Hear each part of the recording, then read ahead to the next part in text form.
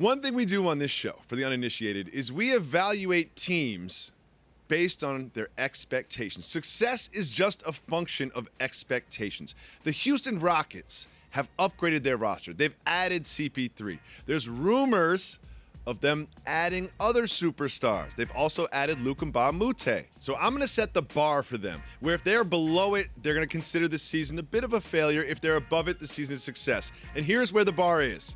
Lose to the Warriors in 6 games.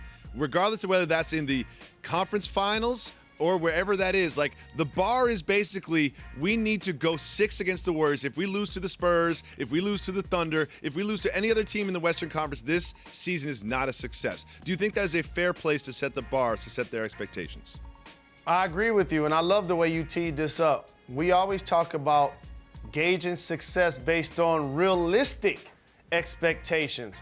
And in the Eastern Conference, the only team that's going to show up and say, if we don't win a championship, this year's a bust, is the Cleveland Cavaliers. In the Western Conference, the only team that's going to say that are the Spurs because they've done it, and clearly the Warriors because they're the defending champions. Everyone else can have a level of success, making it to the NBA Finals, making it to the conference finals. And I love what you did there for the Rockets. It's not being swept by the Golden State Warriors. It's not losing to any other team. It's putting up a competitive fight against Golden State. And therefore, I agree with you. I like where you set their bar. So that is how the team is currently constructed. There have been rumors, and even Carmelo Anthony himself is reportedly assuming that he is going to be traded to the Houston Rockets. So let's go down the hypothetical highway. If this team adds Carmelo Anthony, loses like an Anderson-Gordon combo, something like that, would you then change their expectations? Can they compete with the Warriors?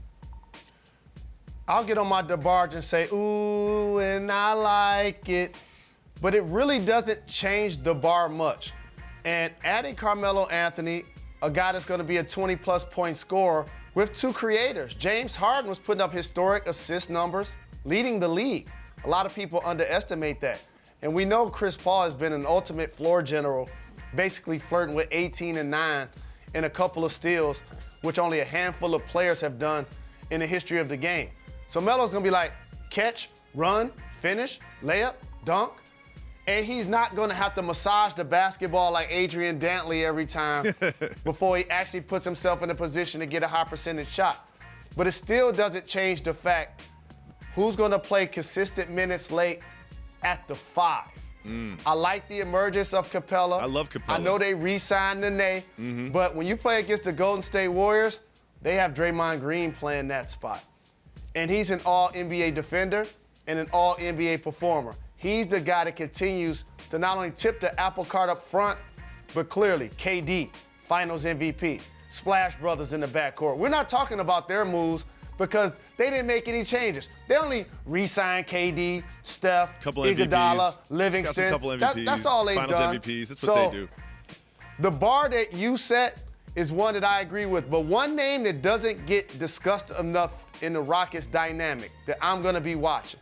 You may lose Anderson, you may lose Gordon. They spread the floor because they don't just shoot threes, they shoot them Deep 2 or threes. 3 feet beyond the 3 line. Trevor Ariza, they need to find a way to keep him. A 2-way threat, guards multiple positions, make open threes. If they have to lose him, I don't like the overall composition of what they're gonna try to get accomplished.